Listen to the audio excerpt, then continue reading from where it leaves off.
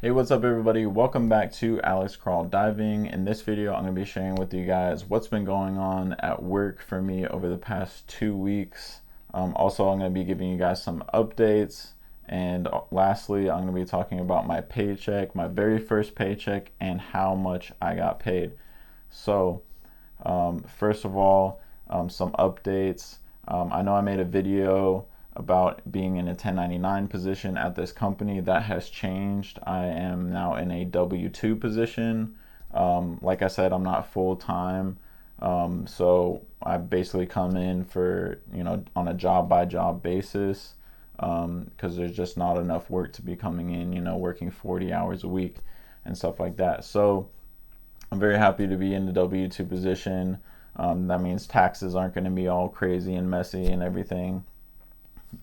But anyways, also I want to be, I know before I mentioned that I was going to be making videos every week updating you guys, but I think doing videos every 2 weeks is kind of been working out so far, so I kind of want to keep that going. So I think I'm going to start updating every 2 weeks.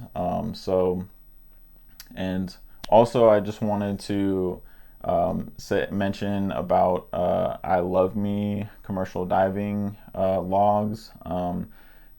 Since I'm just starting out in the workforce and I just started out commercial diving and actually working, I started an I Love Me journal. A lot of things do this, like in the military, in the reserves, we do this too, where anything that you do, you just jot it down in a journal or whatever, and it just basically shows the work that you've done. So not only my log will show how many hours I've done in the water, but also I have something that says on this date I did this and I can prove it.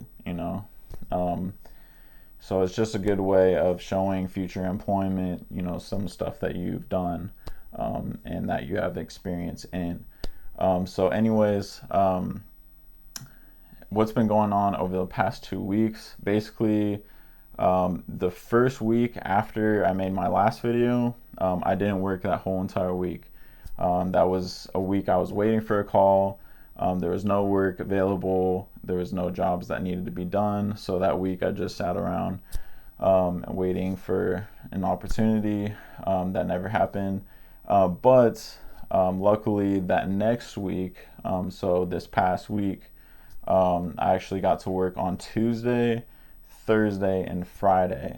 It was actually a continuance of the job I was telling you guys about, where I was working at a dock. They're ongoing doing repairs and stuff like that.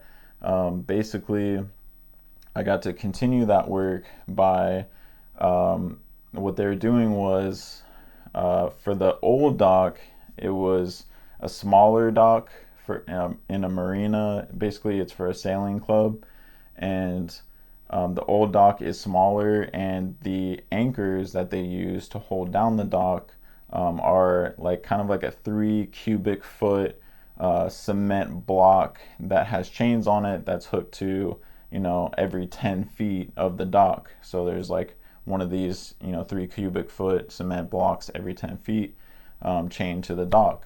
So what they're doing now is they're upgrading that and putting in basically like these concrete blocks on steroids, and they're adding like 4 more of them. So instead of like one little cement block that weighs like 400 pounds, they're putting in ones that weigh like 8,000 pounds, and they're putting in like 4 of them. So 32,000 pounds holding down one portion of the dock every 10 feet.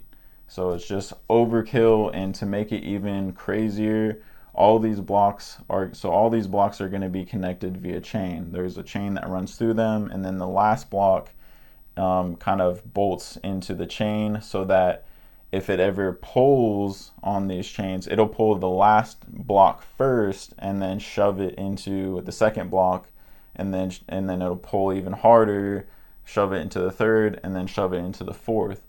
And then the dock that's in front is angled so that if it manages to pull 32,000 pounds, in a storm or what have you, it's gonna pull so hard that it digs the angled block into the dirt, and it's gonna stop it completely. I mean, it would have to be like a Category 5 hurricane for that to, have any effect. I mean, it's just complete overkill. But I'm happy to be working on the job. It's super awesome. Part of my job for that was to get the blocks into the water. They're using kind of like a telehandler with slings, and they hook it into one block. They take it over to the water, extend the boom out to like basically where it's kind of shallow. It's almost like where they're working is to the side of the marina, where it's kind of like a boat ramp, but not a super fancy boat ramp, almost like, a really crappy one. But they're lowering the blocks into about 5 feet of water. And then they have a boat that can come over into very shallow water and use a winching system that goes through the center of the boat and then pull up these, heavy concrete blocks and then move them over into position. So part of my job is the actual diving hours. So you can be paid for shop hours or dock hours or diving hours. And, as long as I'm in the water and I'm, doing stuff in the water, I'm getting diver pay. I'd be getting the same as if I was putting on a hat, going down and doing like surveys and stuff like that. I'd be getting the same pay as if I was in a wetsuit in 5 feet of water, unhooking these cement blocks when the, telehandler or crane, lowers them into the water, and I just take the slings off and then it backs away. I go over and I'm in 5 feet of water and I just unhook the slings. They go over, get a new concrete block, drop it down in the water, and then I take that sling off and then they go get more and they lower about 4 or 5 of these blocks in at a time. I'm getting paid for that, So, I mean, and it's in beautiful Hawaii. It's just like, I'm just sitting there like, I can't believe I'm getting paid for this. It's super awesome. It's a beautiful day. And it's right next to the airport, so these planes are flying in, tourists every day for vacation, and I'm seeing all that from where I'm at. Plus, there's the base that's close by that has jets that are just like, taking off and then going straight up, and it's just like they're super loud, and it's just, I can't believe I'm getting paid to do that. And then another portion of the job is to get these concrete blocks into position once I hook them up to the boat's winch. So we have buoys kind of set up to where the angled blocks are, which we put into position via GPS because they have to be in very specific locations. We basically bring them to that first angle block, smack them into place, and then I basically we don't really have a form of communication, like we don't have comms. And by the way, this is all in scuba. I mentioned that in my last video, but just wanted to throw that out there, make sure you guys knew that this is definitely scuba. And anyways, so I don't have communication with the person driving the boat. So I basically tug on this line that's hooked to like a bolt, so it kind of gives it some weight in the water. And I kind of power this, 8,000 pound block into a good position where I think it's good to drop it. And then I tug on this line and I try to like force it as best as I can to go into position. So that was the other part of the job. So first part is just unhooking these blocks when the crane, puts them in the water. And then the second part is hooking them up to the boat, to the boat's winch. And then once the boat brings them into position, make sure they're in position and they look good. And also be the eyes and ears for the boat captain, make sure he knows like I have to explain exactly what it looks like underwater because they have no idea up topside on the boat. So I have to be really good at explaining what's going on, exactly what it looks like in detail, and then get these blocks into position and then unhook them so we can go over and get the next block. So I did that on Tuesday, I did that on Thursday, and then I did that on Friday. And then I actually have work tomorrow where I go out and I do the same thing. And then we might be finishing up that portion. And then I think they have to do some demolition work and get rid of another section so we can go into of the old section so we can go in and put more new stuff in. So that's basically what I've been doing. Like I said, it's fun and it's beautiful, and I can't believe I'm getting paid to do it. But anyways, let me jump into how much I got paid. So my first paycheck was for the time I did my dive. I explained all this in my last video, but I did a dive on a Monday, and basically I went down and I did a survey with another diver on scuba of a container ship, and then I also got to get in the hard hat to do the cleaning of the screw with pneumatic scrubber brushes. So that was on a Monday. That was like an all-day thing. And then on that Tuesday, that's when I got to go to the sailing club marina and help with the first day I did the dock repairs. And then I was actually supposed to work on a Friday and do another ship's hull survey, just a survey, no screw cleaning or anything like that.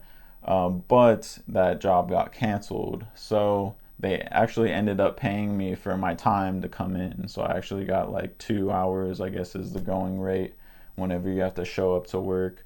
But the job doesn't happen. So you kind of get paid just for, showing up or getting rained out or whatever you want to call it. But that's basically the only work that I did. And so it wasn't, I didn't get a lot of hours is what I'm trying to get at. So it all tallied up to only 17 hours. So don't be like, oh my God, he got paid like such little for this work and whatever. I only worked 17 hours over 2 weeks time. So these paychecks come out every 2 weeks, and I only worked 17 hours. So I got paid on my first paycheck $528.75. That's before taxes. After taxes, it came out to $477.25. So that's not very much. That's what, $500. But I only worked 17 hours and I was diving. So I used to work a $12 per hour job where I would work 80 hours a week. 40 hours a week. And this is the equivalent of working an 8-hour day and then coming in another 8 hours the next day and then working an extra hour, and I got $500 for doing that. So I'd probably be getting paid as much as I did in my last job working 40 hours a week, the same on this job for working 2.5 days. So pretty awesome. I just kind of wanted to break down the diver pay. So the dive rate I get is $30 an hour for diving. Shop pay is only $25 an hour. So the time you're spent in the shop, cleaning up equipment, rinsing it off after the end of the day, or filling tanks and stuff like that, $25 an hour. And then for dive overtime, you actually get $45 an hour.